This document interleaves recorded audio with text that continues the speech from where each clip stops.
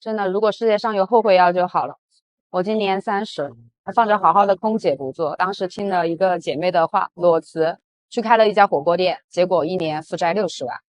我本来想去问问他怎么回事，但是从不回我信息到拉黑我，其实也就用了2个小时时间。说实话，我真的当时怀疑人生，每天差不多就是以泪洗面。但是还好我的妈妈她非常爱我，当时她知道以后，她也没有去过多的责怪我，当时就给我转了100万，然后让我重新开始。我说实话，我收到这笔钱之后，内心更难受了。我这个年纪不仅没有为他做什么，我还要需要他的救济。就是他们当初就一直劝我不要辞职，因为父母都希望自己的孩子有一个稳定的、收入高的工作。但当时头脑发热，没有听他们的。说实话，我也很后悔，但是世上没有后悔药。也没见过店开越多亏得越多的老板，我就是。15年前，我在深圳炒快餐，就赚到了我的人生的第一个50万，我就飘了。文化不高，还想创品牌，觉得自己强得可怕，于是我就回了湖南老家，创建了自己的烤肉品牌。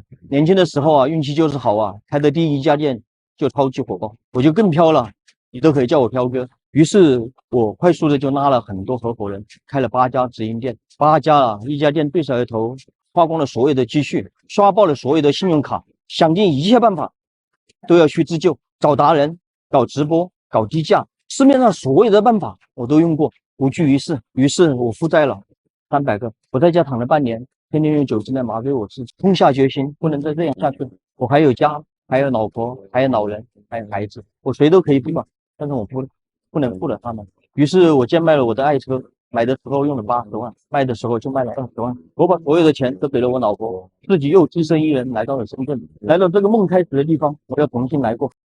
中国经济持续下行，降薪潮正在蔓延。深圳作为中国最具代表性的经济重镇，也沦为了这场风暴的重灾区，连公立学校也受到了冲击。最近有博主深圳湾小仙姐爆料，深圳罗湖某所高中的老师们5月份的工资只发了1/3，看来是铁饭碗也保不住了。深圳降薪潮让不少房贷家庭陷入困境，深圳人均负债高达16.7万元，远高于北京和上海，约60%的贷款流向了房地产。深圳有个奇特的现象，人均收入不及北京和上海，但在借钱上竟然大幅超越了这2个城市。网上数据显示，一个北京人如果有100块钱，他会去贷款51块；上海人胆子大一些，有100块会贷款71元，而深圳人有100块竟然敢贷款137块。近年来，深圳经历裁员或降薪，导致家庭收入骤减，深圳负债人口高达90%。今天我们就来聊一聊这些话题。深圳的真实情况说出来可能你都不信，现在很多央企、国企、事业单位像这个某某集团半年都发不出工资了，裁员也是裁得乱七八糟。有些人呢想离职，又怕在外面找不到工作，不走吧又拿不到钱。那些在体制内待惯的，根本适应不了私营企业的节奏。你别看南山科技园那些写字楼亮闪闪的，好多都是空荡荡的，要不就是共享工位，星巴克、麦当劳挤满了假装上班的中年人，抱着电脑一耗就是大半天。有些商场直接改成了菜市场。要我说，大伙还是赶紧捂紧钱袋子，能省就省，现金为王。现在已经8个月不发工资的国企，你还愿意待吗？没错，是国企。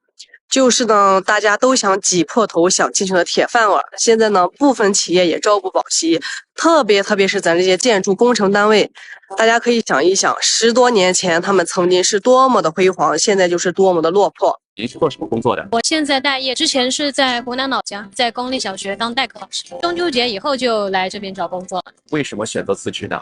工资太低了，而且不按时发。大概多少钱？2000。2000，对，还不按时发。是的，代课老师等于说是没有编制的。对，为什么不考虑去考一个有编制的老师？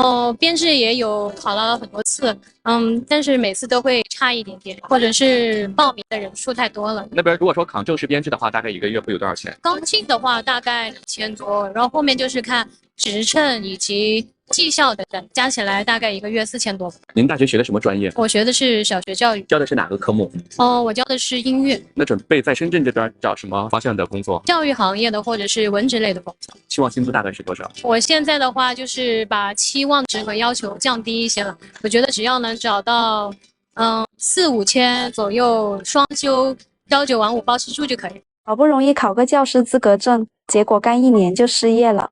朋友妹妹去年毕业于广东某所211师范大学，读了英语专业，本来是想考深圳教师编，但是没卷上，因为之前有教培机构兼职经历，后面去了深圳某公办小学教师临聘，但是只签了1年合同，工资税后7K 左右，5险1金，最高档，有饭堂没住宿。本来想上岸再走，但是前几天通知说合同到期不续签了，这又要面临着找工作的苦恼。我想着应该不至于吧，虽然现在大环境确实很卷，出生率下降了，但应该不会那么快受影响。后面我去网上逛了一圈，像他这类型的还不少，还有朋友说2年换3个学校，好多都说现在很多学校都是招合同工，一般签1年或3年，到期如果招不到学生就不续约了。感觉大环境内卷时代，老师也不好当了，教师也不一定是铁饭碗，除非考上编，不然可能也会遭遇1年换1次工作的风险。怪不得教师资格证越来越难考了。大家觉得教师行业未来还会稳定吗？到今天还有人不相信体制内也会拖欠工资，知道吗？我深圳体制内的发小今天晚上跟我吃饭吐槽，他说2个月没有发工资了。以前呢，我认为编制内多吃香，人人抢着进，就图稳定，看劳保收。现在呢，工资都悬，他还担心被裁，性价比直线下降。看一个县城网友分享的，他们单位发不出工资了，那么领导的解决办法是什么呢？就是带着他们一起去银行贷款，然后用贷款回来的钱呢给他们发工资。他都懵了，好不容易考上公务员没想到遇到这样的事情，就自己贷款给自己发工资。贷款当然是很顺利的，因为他们是公务员嘛。各个银行呢都有专门针对体制内的信贷产品，银行现在最喜欢的就是这个群体嘛，稳定铁饭碗但是他说他拿到工资心情是非常复杂的，不知道应该是哭呢还是应该笑。我现在真的很焦虑，焦虑的是什么？就是我一直没有发工资，我公司一直没有发工资，导致我现在就是一直赚不到钱，就是无效上班那个状态。你们能想到吗？就是我每天上下班的话，来回要2个小时的时间，然后呢，我们公司还拖欠工资，已经多了有半年的时间了呢，相当于是半年没有发工资了。这半年我一直在花的都是我之前的自己存的钱，但是其实也花的差不多。然后很离谱的就是什么呢？我们公司的老员工一直都在岗位上兢兢业业的工作，没有人离职，太离谱了。当然也不是说我们没有向老板要工资，老板就是说，可能我们这个项目提款慢一点，再等一等，再坚持坚持。但是老板的话外意思就是说，如果说你有合适的其他的工作，公司也不会说就是督导你们去找，就是去有更好的机会，就是这个意思带到。所以我现在就很焦虑，可能就是我也想过，可能像我这种情况，99%的人可能都已经离职跳槽了，或者找新的工作了，对不对？我就是那1%的人，我就是一直没有走。我没有走的原因其实有好几个，因为我觉得现在由于这个就业大环境的影响，工作真的不好找。第二是因为我已经马上要结婚了，如果是未婚已婚未育的情况下，我觉得很多公司应该会对女生这方面的歧视会比较大吧，对不对？所以我就是一直在陷入一个无限的纠结当中。41岁老公中年返贫，2家公司倒闭，存款清零，车房拍卖，还负债300多万。我们从云端跌入谷底，到底经历了什么？这是我的老公，曾经是众人羡慕的商业精英，坐拥2家公司，年收入过100万。由于盲目扩张，现如今公司破产，中年失业，背负巨债，甚至还有人对着我们冷嘲热讽，说都知父狼狈模样了，还发出来，不嫌丢人吗？我们夫妻俩笑了，堂堂正正，没偷没抢，靠双手逆袭，何耻之有？